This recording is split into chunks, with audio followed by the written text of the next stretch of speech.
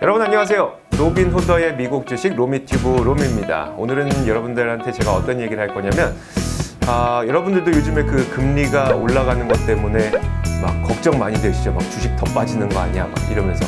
근데 오늘 시장의 핵심은 딱 한 가지로 요약될 수 있을 것 같아요. 그러니까 금리 상승에 너무 과민하지 말라. 이것이 딱 한 가지 핵심이 될 것 같은데, 일단 금리가 올라가게 되면, 그러니까 인플레이션 발생하고 금리가 올라가게 되면 어떤 일이 발생을 할까? 이걸 먼저 상상을 해보면, 뭐 첫 번째로 우리가 가장 현실에서 다가오는 게 그거잖아요. 대출이자.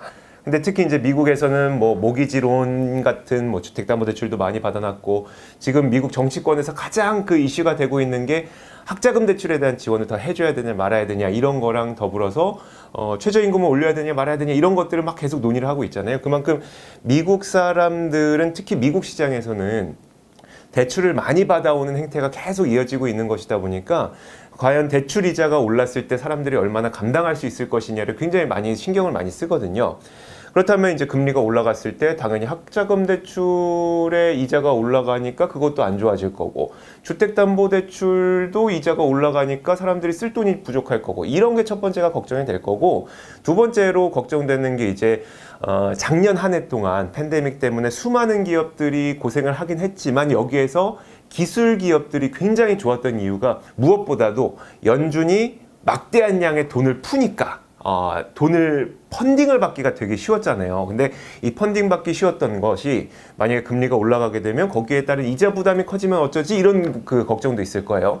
근데 제가 생각하는 지금 시장의 가장 큰 핵심, 금리 상승과 관련해서 가장 시장 참가자들이 우려하고 있는 점은 주식에서 채권으로 돈이 넘어가지 않을까. 우리가 2018년 초에 경험을 했었던 대규모의 머니 무브가 나타나지 않을까라는 우려가 아닐까 생각해요, 저는. S&P 500 기업의 배당 수익률과 10년물 국채금리를 비교해 본 밸류에이션은 1976년 이래 가장 높은 밸류에이션 가운데 42% 정도 수준밖에 안 된다고 해요. 그게 뭐냐? 그러니까 시장 금리가 상승하는 게 분명히 악재는 맞아요. 왜냐하면 뭐 누구나 마찬가지죠. 내가 빌린 돈에 대한 이자가 높아지는데 그건 당연히 악재가 맞는데, 지금 이런 상황에서 그럼 주식보다 채권이 더 매력적이에요? 라고 물어본다면, 만약에 채권이 더 매력적이라고 느껴졌을 때는 당연히 주식에서 돈을 빼가서 채권으로 들어가는 게 맞겠죠. 그래서 우리가 2018년에 경험했을 때가 바로 그런 시점이었던 거예요. 2018년에는 사실 역치가 10년물 국채 수익률 3% 정도였었어요. 그래서 3%에 닿냐 마냐 이거에 따라서 갑자기 주식시장이 크게 빠지고 막 이런 현상들이 나타났었거든요. 그런데 이게 어디에서 나오는 거냐면 이런 거예요. 예를 들어서 주식의 배당 수익률이 1.5%다.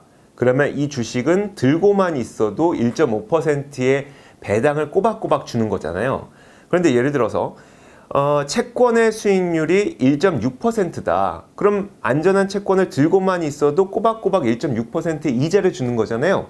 그럼 사람들이 이렇게 생각을 한다는 거죠. 투자자들이, 아니 주식은 위험성을 갖고 있는데 거기에 비해서 배당 수익률이 1.5%인데 채권은 안전한데 거기에 안전함에도 불구하고 주식의 배당 수익률보다 더 높은 이유를 주네 라고 하면서, 그럼 지금 상황에선 채권이 더 높은 거 아니야? 라는 판단을 내리게 된다는 건데, 이건 그냥 가정입니다. 가정. 이게 실제로 그렇진 않아요. 그래서 S&P 500의 배당 수익률하고 10년물 국채 금리를 비교를 하는 경향이 있어요. 근데 중요한 건 이거예요. 그 2018년에 그 국채 수익률이 3%에 닿냐 마냐를 막 따졌을 때에도 수많은 계산기를 따집니다. 뭐 환율도 있고 뭐 실질 그 여러 가지 물가 지표들도 있고 여러 가지를 계산기를 두들겨 보고 복잡한 계산을 해본 결과 주식의 배당 수익률보다 채권의 이 수익률이 훨씬 더 좋네라고 판단을 하면서 머니 무브가 일어났던 것이 그게 3%였거든요.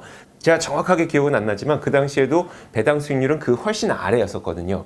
그러니까 S&P 500 기업들의 배당 수익률과 10년물 국채 금리를 직접 비교하지 않는 상태에서 실제로 그렇게 계산하지 않는다는 거고, 그래서 골드만삭스에서는 그러면 어느 정도 금리가 올라가야지 위험 수준으로 보겠습니까? 라고 물어봤을 때 10년물 국채 금리가 2.1%로 올라가기까지는 우리는 위험 신호로 보지 않는다 라고 얘기를 했다는 거죠.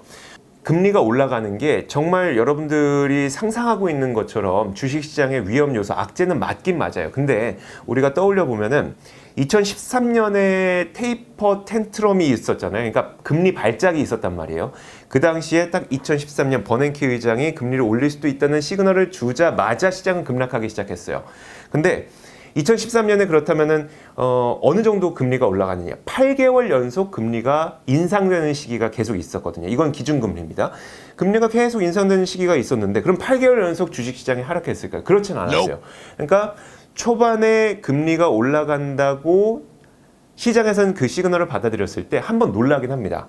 하지만 그 금리가 올라간 상태에서의 새로운 시장 환경이 또다시 펼쳐지게 돼요. 그러면서 금리는 올라가는 와중에서도 시장은 또 상승하게 되는 그런 경향을 보이다 보니까 이번에도 사실 저는 일단 만약에 시장이라든지 아니면 기업들이 감당할 정도의 수준의 금리 인상 속도가 나타나게 된다면 그것은 사실 그렇게 시장의 악재라고 보지는 않아도 될 것 같고요. 또 한 가지가 연준이 그럼 왜 존재를 하느냐? 그러니까 금리가 인상되는 시기가 분명 존재하긴 해야 돼요. 근데 그럼 금리가 인상될 때 시장에 충격을 주지 않고선 어떻게 인상하느냐가 가장 중요하겠죠. 거기에 바로 연준이 있는 이유가 있는 거고, 그리고 옐런 전 의장이 지금은 재무장관이 됐지만 옐런 전 의장이 높게 평가받는 이유가 금리가 인상되는 시기에 시장의 시그널을 잘 줌으로써 시장을 망가뜨리지 않고 금리를 잘 인상시켰다는 평가를 받고 있는 거거든요. 기본적으로 연준이 존재하는 이유, 그리고 금리가 인상되는 거는 경기가 회복될 것이라는 믿음이 있다는 것을 근거로 한다는 점, 여러 가지를 봤을 때 사실 지금은 그냥 시장이 잠깐 놀랐던 것으로 보고, 그리고 금리 상승을 너무 과민하게 야 금리가 이만큼 올랐으니, 예를 들어 금리가 어제에 비해서 0.1%포인트 올랐으니 시장은 뭐 몇 퍼센트 빠질 거야, 이런 식으로 계산하는 거는 오히려 진짜 돈을 잃기에 굉장히 쉬운 그런 판단이 아닐까라고 생각이 듭니다. 자, 그러면 다음 시간에 다른 이야기로 찾아올게요. 안녕.